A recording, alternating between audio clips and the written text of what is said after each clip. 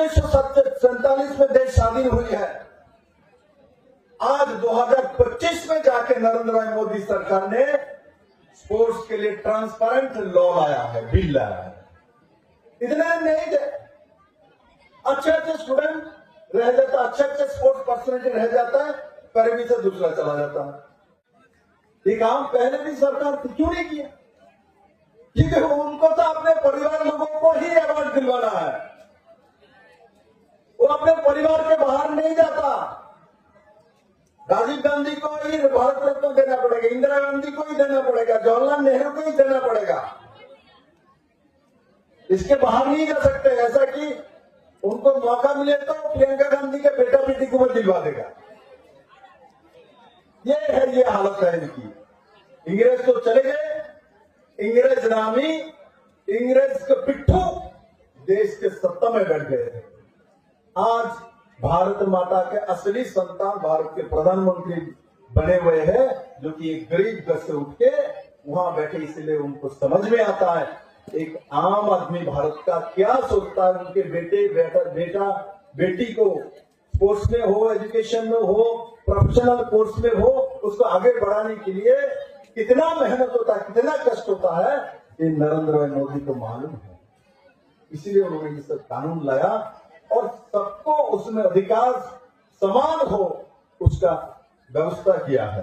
तो बड़े लोगों का बच्चा है, उनका पहुंच है, किंतु अभी मैं माननीय प्रधानमंत्री जी को धन्यवाद दूंगा और मेरे मित्रों जो स्पोर्ट्स मिनिस्टर मनसुख भाई मांडविया को, जो उन्होंने इस बार विरोधी पार्टी ने पार्लियामेंट को चलने नहीं देने का बेड़ा उठा के बैठे हुए थे, उसके बाद भी वो बिल पास कराया जिसमें स्पोर्ट्स बिल में लाया गया, आरटीआई के अंदर स्पोर्ट्स को लाया गया है।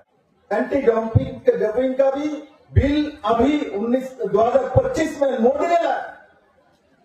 अब हम अपने बच्चे को उसी हिसाब से तैयार करेंगे, जिसको यहां से एंटी डोपिंग का टेस्टिंग होके जाएगा, उसको ऊपर उसी हिसाब से उसको ट्रीटमेंट दिया जाएगा। अब जब ओलंपिक व कोई गेम्स खेलने के लिए विदेश में जाएगा, मेरे किसी बच्चे को रोतो हुए भारत में वापस आने का जरूरत नहीं, बोला मुझे बात दे दिया। ये काम भी मोदी को करना पड़ा। 323 नया परियोजना स्पोर्ट्स को नरेंद्र भाई मोदी जी ने सरकार आने के बाद दिया है।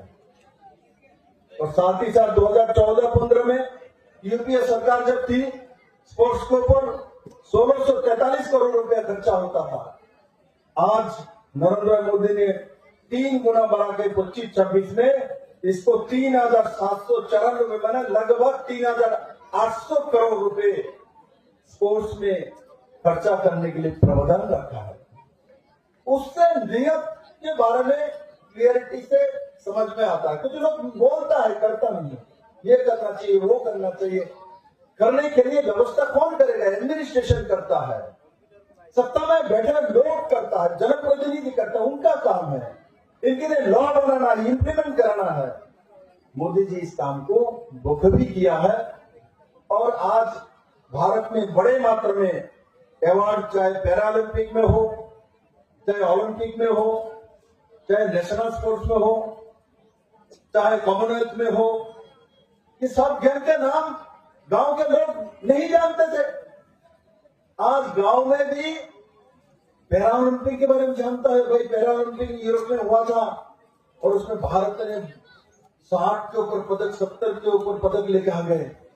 और साथ ही साथ मैं माननीय प्रधानमंत्री को धन्यवाद इसलिए भी दूंगा क्योंकि ओलंपिक का तैयारी 2030 में भारत भी मेजबानी करने वाले हैं। और जब ओलंपिक होगा भारत में, पूरा दुनिया भारत का नाम, ओलंपिक होने के बाद पूरा दुनिया भारत का गौरव का जो झंडा लहराएगा। और वो तय भी हो चुका है, हमारे ओलंपिक गुजरात के अहमदाबाद शहर में होगा। और उसका तैयारी हमारे भाई मनसुख भाई मांडविया, जो कि स्पोर्ट्स मिनिस्टर, उन्होंने शुरू कर दिया। इसीलिए ये सब एंटी डोपिंग का जो कानून है, स्पोर्ट्स का जो कानून है, ये सब इसीलिए हम लोगों ने पास करा लिया क्योंकि इंटरनेशनल जो हम इस ओलंपिक को जब जाएंगे तब ये सब हमारे अंदर वो पर्सनैलिटी होनी चाहिए, वो काम होनी चाहिए। अपने शरीर को ठीक रखने के और तंदुरुस्त रखने के लिए 1 घंटा कम से कम एक्सरसाइज, रनिंग, वॉकिंग, कुछ भी करो, स्पोर्ट्स एक्टिविटी करो, ये करना चाहिए। मैं करता हूं, मैं डेली करता हूं। सुबह मिस हो जाएगा तो शाम को, चाहे तो रात को 9 बजे भी करूंगा, 10 बजे। मैंने 12 बजे, रात को 2 बजे भी वॉक किया हुआ। तो पूरे दिन में 1 घंटा मैं अपने शरीर और आत्मा के लिए दूंगा।